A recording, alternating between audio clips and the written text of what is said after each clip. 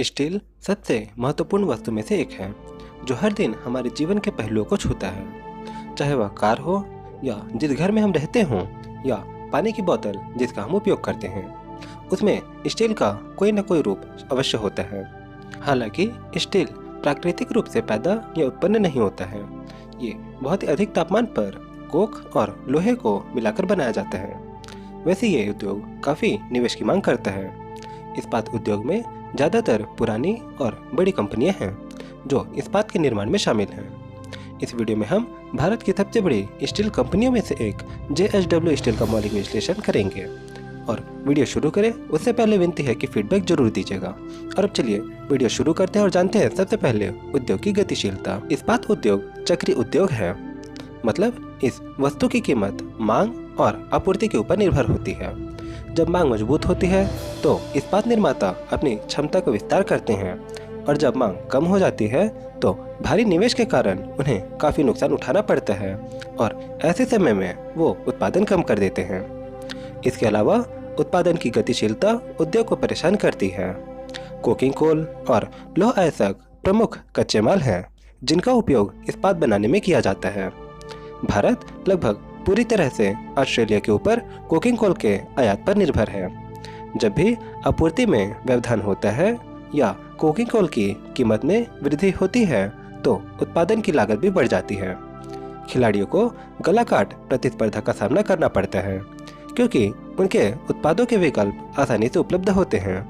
नतीजा ये होता है कि मार्जिन ना के बराबर बचती है और निर्माता ग्राहकों को लागत लाभ भी नहीं दे सकते। दूसरी ओर भारत दुनिया में लौह अयस्क के 5वें सबसे बड़े भंडारण का घर है। वास्तव में यह कुछ अन्य देशों को निर्यात भी करता है।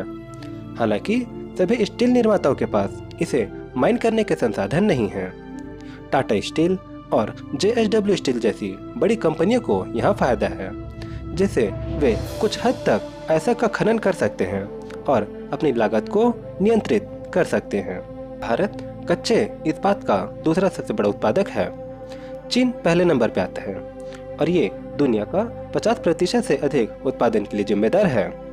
उनके अधिकांश कारखाने सीधे चीनी राज्य या फिर सरकार के स्वामित्व में हैं, इसीलिए सस्ते कर्ज तक उनकी पहुंच है।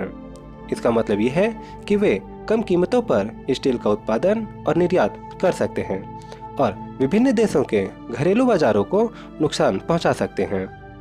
फिर भी भारत समेत ये कई देश इंपोर्ट ड्यूटी लगा सकते हैं। हालांकि चीन अब भी बड़े पैमाने पर प्रभाव डालने और वैश्विक कीमतों को कम करने पर प्रबंधन कर सकता है। कई बार चीनी निर्माताओं के कारण घरेलू निर्माताओं को कीमतों में कमी करनी पड़ती है और यहाँ तक कि स्टील को अपनी लागत से कम पर बेचना पड़ता है। उद्योग की समीक्षा। IBEF की एक रिपोर्ट के अनुसार भारत की तैयार स्टील की खपत वित्त वर्ष 2012 में 133.596 मैट्रिक टन से 2030 से 31 तक बढ़कर 230 मैट्रिक टन होने का अनुमान है। वहीं उत्पादन 2030 से 31 तक 300 मिलियन टन से अधिक होने का अनुमान है। उद्योग खिलाड़ियों का समेकन देख रहे हैं, जिससे अन्य क्षेत्रों की संस्थाओं द्वारा इसमें निवेश किया जा रहा है। वास्तव में यह वैश्विक खिलाड़ियों को बाजार में प्रवेश करने के लिए आकर्षित कर रहा है। सरकार ने इस क्षेत्र को बढ़ावा देने के लिए कई पहल की है। इसमें राष्ट्रीय इस्पात नीति 2017 और स्वचालित मार्ग के तहत इस्पात क्षेत्र में 100% प्रत्यक्ष विदेशी निवेश FDI की अनुमति देना शामिल है। Department for promotion of industry and internal trade DPIIT द्वारा जारी आंकड़ों के अनुसार भारतीय धातुक्रम उद्योग ने अप्रैल 2000 से मार्च 2022 के बीच 17.1 बिलियन अमेरिकी डॉलर की FDI प्रवाह आकर्षित किया है। सरकार ने अक्टूबर 2021 में स्वीकृत विशेष इस्पात उत्पादन से जुड़ी प्रोत्साहन PLI योजना के लिए दिशा निर्देश की घोषणा की। इसने योजना के तहत चुने गए आवेदकों को वितरण के लिए 6,322 करोड़ रुपए का बजट आवंटित किया था। कंपनी के बारे में। JSW स्टील JSW समूह की प्रमुख कंपनी है। यह एक अग्रणी एकीकृत स्टील निर्माता है और भारत में सबसे तेजी से बढ़ने वाली कंपनियों में से एक है, जिसकी उपस्थिति 100 से अधिक देशों में है। यह अपने ऑटोमेटिव सेगमेंट के लिए हाई स्ट्रेंथ और उन्नत हाई एंड स्टील उत्पादों का निर्माण करने वाली पहली कंपनी थी। Company hot rolled, cold rolled, bare and pre painted, galvanised और galvalume, TMT rebars, wire rods और स्पेशल स्टील जैसे विभिन्न प्रकार के स्टील उत्पादों की पेशकश करती है। निर्माण सुविधा। जेएसडब्ल्यू स्टील के पास 80 के दशक की शुरुआत में एक ही निर्माण सुविधा थी और यह भारत की अग्रणी एकीकृत स्टील कंपनी बन गई है। इसकी भारत और अमेरिका में 28 मीट्रिक टन पर एनएम की स्टील बनाने की क्षमता है। इस साल डोल्वी में एक नई निर्माण क्षमता का शुरू की जानी है या फिर शायद शुरू भी हो गई हो। विजयनगर कर्नाटक में इसकी निर्माण सुविधा 12 मीट्रिक टन पर एनएम की क्षमता के साथ भारत में सबसे बड़ी एकल इस्पात उत्पादक सुविधा है। परियोजना। जेएसडब्ल्यू स्टील ने SoftBank solar project, Yamuna expressway, Mumbai monorail, dedicated freight corridor Delhi Mumbai, Chennai metro, Mumbai international airport, grand Hyatt innovation centre, ITC grand, ISRO और अन्य जैसे संगठनों के साथ परियोजनाओं पर काम किया है। वितरण और ग्राहक। जेएसडब्ल्यू स्टील के वितरण नेटवर्क में 11,000 से अधिक एक्सक्लूसिव और नॉन एक्सक्लूसिव रिटेल आउटलेट शामिल हैं। इसके 5 महाद्वीपों के 100 से अधिक देशों में निर्यात पद चिन्ह हैं और दक्षिण और पश्चिम भारत में मजबूत उपस्थिति है। Amber enterprises, Bajaj group, Bharat heavy electricals limited, Cummins India, Force motors, Havells India, Mahindra Intertrade और टाटा मोटर्स इसके कुछ ग्राहक हैं। प्रतियोगियों और खाई या मोट। जेएसडब्ल्यू स्टील के प्रतिस्पर्धियों में Tata steel, steel authority of India, APL Apollo tubes, Ratan money metals and tubes, Tata steel BSL और जिंदल स्टेनलेस शामिल हैं। जेएसडब्ल्यू स्टील के पास कर्नाटक में लौह अयस्क से भरपूर बेल्लारी हॉटस्पॉट बेल्ट में रणनीतिक रूप से स्थित एक निर्माण सुविधा है।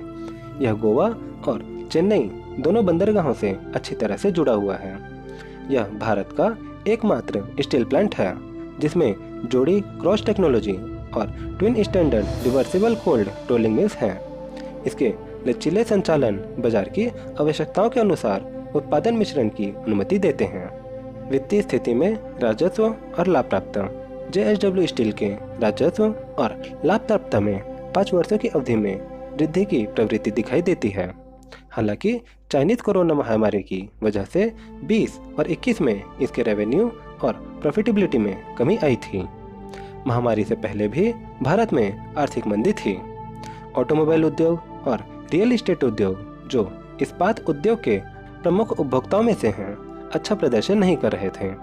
महामारी ने इन संकटों को और बड़ा कर दिया। हालांकि महामारी के शुरुआती महीनों के बाद भारत चीन को स्टील का निर्यात करके शुद्ध निर्यातक बन गया। यह असंभव था, लेकिन इसने उद्योग को बहुत जरूरी बढ़ावा दिया। दिसंबर 2021 तक स्टील का निर्यात 19,267 करोड़ रुपए से अधिक था, जबकि आयात 16,369 करोड़ रुपए था। एक बार जब भारत में लॉकडाउन में ढील दी गई तो मांग में तेजी आने लगी। कंपनी के शुद्ध लाभ मार्जिन में वित्त वर्ष 2019 में 8.40% से वित्त वर्ष 2023 में 13.68% की वृद्धि का रुझान है। इसका राजस्व 19.98% के 3 साल के कंपाउंडेड एनुअल ग्रोथ से बढ़ा और इसका शुद्ध लाभ 39.34% के 3 साल के कंपाउंडेड एनुअल ग्रोथ से बढ़ा। नौ गतिविधि। वित्त मंत्रालय ने हाल ही में 15% निर्यात कर को खत्म कर दिया है, जो पहले घरेलू बाजार में आसानी से उपलब्धता सुधार और कीमतों को कम करने के लिए कई स्टील उत्पादों पर लगाया गया था। यह इस्पात उद्योग के खिलाड़ियों के लिए एक बड़ी राहत के रूप में आया। इसके अलावा उच्च श्रेणी के लौह अयस्क पर शुल्क 50% से घटाकर 30% कर दिया है, जबकि 58% से कम लौह सामग्री वाले निचले ग्रेड के लिए पूरी तरह से हटा लिया गया है। हालांकि अधिसूचना में कहा गया कि कोकिंग कोल और फेरोनिकल पर 2.5% का आयात शुल्क लगेगा, जबकि कोक और सेमी कोक पर 5% आयात शुल्क लगेगा। शेष गिरिराव, संयुक्त MD JSW steel and group CFO, ने इस विकास पर टिप्पणी की। उन्होंने कहा कि घरेलू स्टील की मांग को पुनर्जीवित करने के लिए यह एक बड़ा भावुक बूस्टर होगा। खासकर जब वैश्विक स्टील की मांग में भारी गिरावट आ रही है। JSW स्टील की मैट्रिक्स। JSW स्टील दिसंबर 2022 तक 1,71,000 करोड़ से ज़्यादा के बाजार पूंजीकरण के साथ एक लार्ज कैप कंपनी है। इसकी प्रति शेयर आय 31.36 है। यह दर्शाता है कि स्टॉक के प्रत्येक व्यक्तिगत शेयर को 31 रुपये 36 पैसे आवंटित किया गया है। एक उच्च EPS अच्छे लाभ प्राप्तता दर्शाता है। इसके शेयर 22.59 के प्राइस टू इक्विटी PE अनुपात पर कारोबार कर रहे थे, जो उद्योग PE से अधिक है। इसका मतलब यह हो सकता है कि कंपनी का स्टॉक या तो ओवर वैल्यू है या इसके निवेशक भविष्य में उच्च वृद्धि की उम्मीद कर रहे हैं। वापसी अनुपात। कंपनी का ROE 35.62% का शानदार रिटर्न है। यह इंगित करता है कि कंपनी में कार्यरत इक्विटी पर अधिक मुनाफा कमाती है। इसके अलावा इसमें 37.34% की नियोजित पूंजी पर रिटर्न है। यह दर्शाता है कि यह अपने व्यवसाय में लगाए गए प्रत्येक 100 रुपये के लिए 37.34 रुपये उत्पन्न कर रहा है। कर्ज। JSW स्टील का ऋण से इक्विटी या फिर डेट टू इक्विटी अनुपात 1.04 होने के नाते थोड़ा अधिक है। हालांकि इस उद्योग में कंपनियां पूंजी गहन हैं और आमतौर पर उच्च ऋण रहता ही है।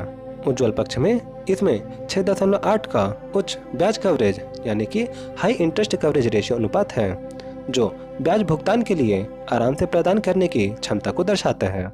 लिक्विडिटी। JSW स्टील का वर्तमान अनुपात या फिर करंट रेशियो 1.14 है। ये इंगित करता है कि इसकी वर्तमान संपत्ति इसकी वर्तमान देनदारियों से अधिक है।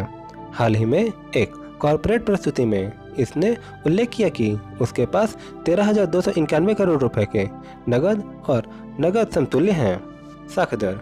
अंतर्राष्ट्रीय क्रेडिट रेटिंग एजेंसियों में मूडीज की BA1 मतलब कि स्थिर आउटलुक रेटिंग है और फिच की BB मतलब स्थिर आउटलुक रेटिंग है। घरेलू credit rating agency CARE ratings ICRA और INDRA इंदिरा की AA रेटिंग है, जो एक स्थिर दृष्टिकोण का संकेत देती है। JSW स्टील की भविष्य की योजनाएं। JSW स्टील विजयनगर के इस्पात संयंत्र की क्षमता को 5 मीट्रिक टन पर एनएम तक बढ़ाने और अगले 3 वर्षों में 43,457 करोड़ रुपए का निवेश करने की योजना बना रहा है। विकास के अगले चरण के लिए वित्त वर्ष 2025 तक 37.5 मीट्रिक टन पर एनएम स्टील क्षमता हासिल करने की योजना बना रहा है।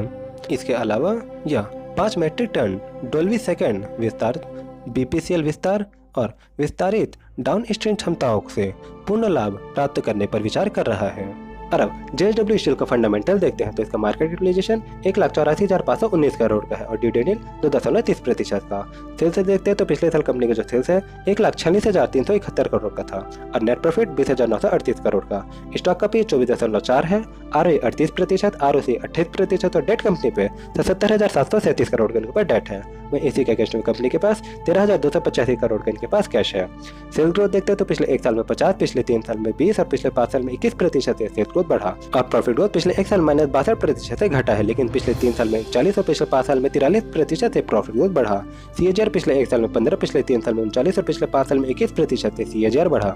ROE पिछले 1 साल में 38, पिछले 3 साल में 25 और पिछले 5 साल में भी 25% से ROE बढ़ा है। ROC पिछले 1 साल में 28 और पिछले 3 और 5 साल में 19% से ROC बढ़ रहा है। वहीं होल्डिंग देखते हैं तो प्रोमोटर के इसमें 45.20, फॉरेन इंस्टीट्यूशन का 10.75, डोमेस्टिक इंस्टीट्यूशन का 9.25 और गवर्नमेंट के इसमें 0.51 और बाकी बचा पब्लिक के पास 34.30% का स्टेक है।